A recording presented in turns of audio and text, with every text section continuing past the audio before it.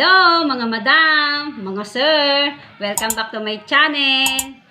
Yung pong mga nagsusubaybay ng aking mga video, mga ilang buwan po akong hindi nakapag-upload.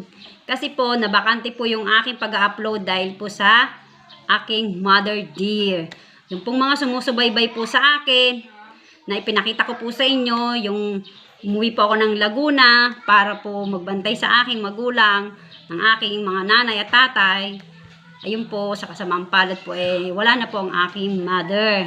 Kaya medyo nabakante po yung aking pag-upload ng aking mga video. Ngayon po, ito po, bumabalik po ulit si Madam Gelay para magbigay na naman po ng inyong mga mapapanood na aking mga video.